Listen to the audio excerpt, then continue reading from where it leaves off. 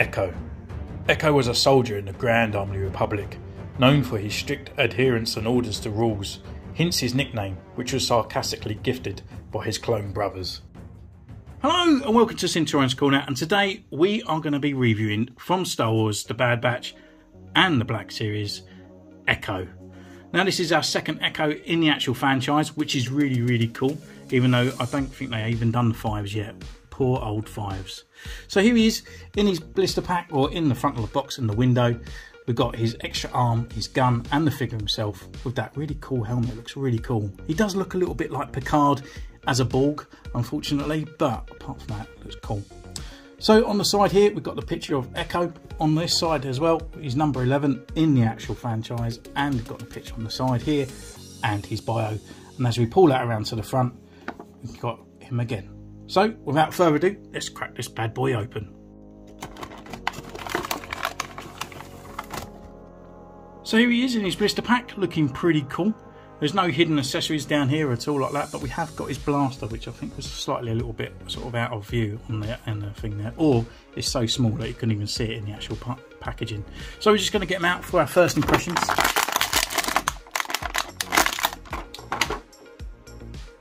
Actually, he looks really nice, to be honest. And to be honest, I don't know why, I always forget that they have backpacks when they're in these things, so it's like an extra accessory as well.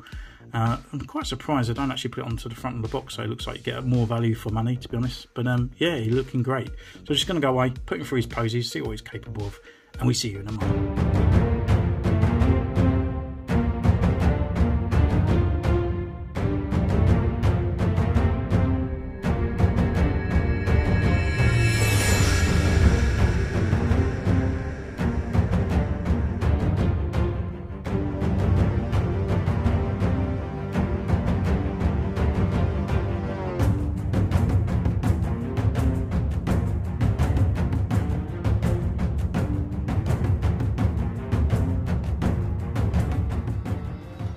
So, here he is, we've been away, we've taken pictures, and what can I say about this character from the outset? Well, he is fantastic. He's really nicely done, and well done by Hasbro for bringing us another perfect Bad Batch figure.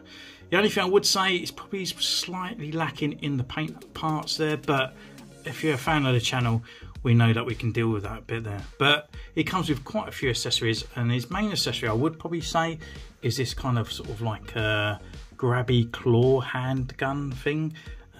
It's really nicely done, actually, in a really nice kind of silver gloss there. We've got the actual gun metal on here, and you can see it's quite reflective as well. It's a really nice paint. This part is removable as well, so I'm not too sure it's supposed to be a kind of grabby claw, and this part is supposed to be like a grenade launcher or something like that, but nonetheless it's pretty cool, and that just fits over this kind of part of his hand. I actually thought this actually was removable and we plugged this part on, but it's not.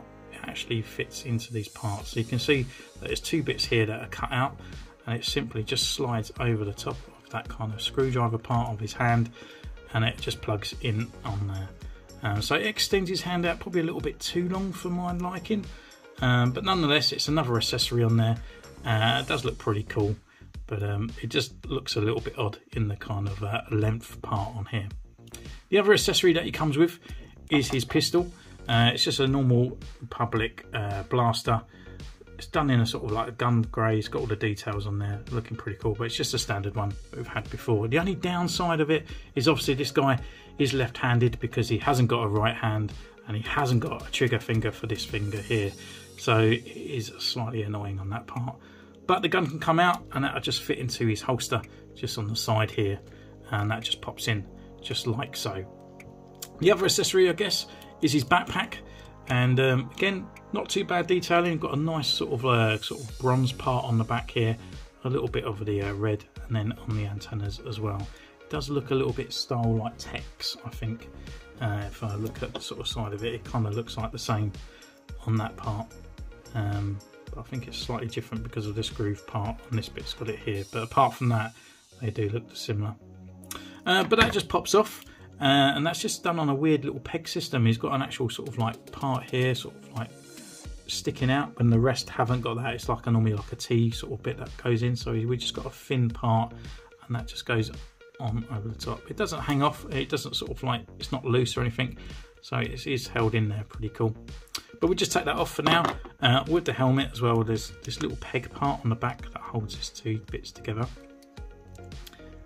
So just like so, it plugs in and just keeps it in there. It is a bit annoying, but once you get it into place, it's not too bad.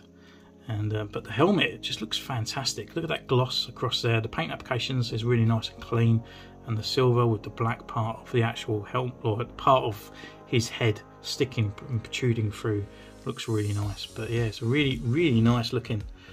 I think Hasbro done well on that part.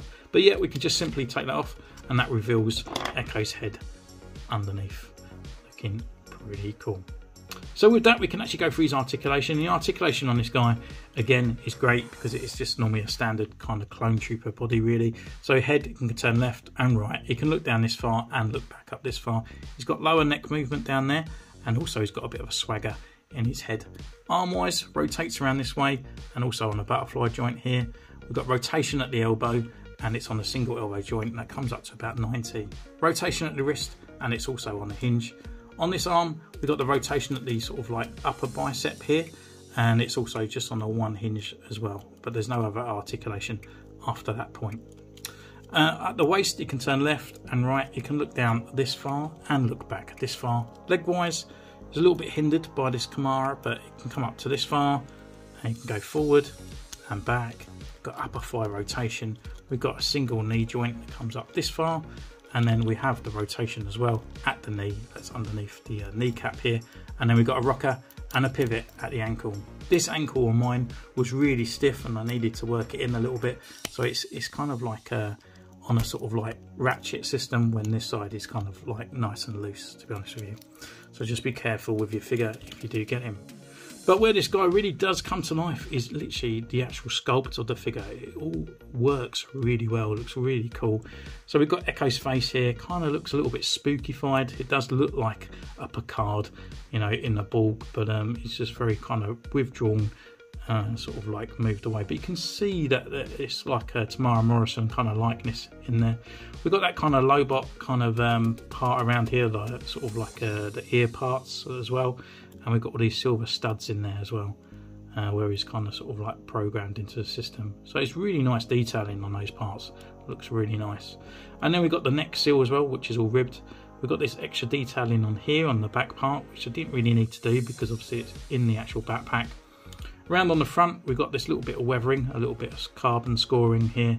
We've got the Bad Batch skull as well, and we've got all these other dents and scratches around.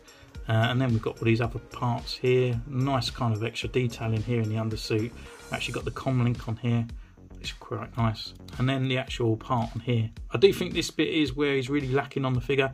It's just like, it looks really odd. It just looks like it's stuck on. And I know it is because it's obviously he's lost his arm, but I mean like the actual colouring of the actual the plastic of it does need a little bit sort of rejuvenising to make it look more realistic, because it looks quite plastic compared to the rest of the figure. I do love this ab section here. I love this sort of detailing on this part here. It looks really cool underneath there. It's got a clone belt on here, and then it goes down into the Kamara, which got these extra pouches around on here, and they are adjusted. I have got the other Echo here as well, and it is different to this one around on those parts. So again, looking quite nice. Down to the legs on this part, this is a traditional Bad Batch kind of codpiece part here, where it's got all the sort of battle damage parts and bits, and then it goes into these other leg parts, which are the clone legs with these extra knee pads on the side, and then down to the grey.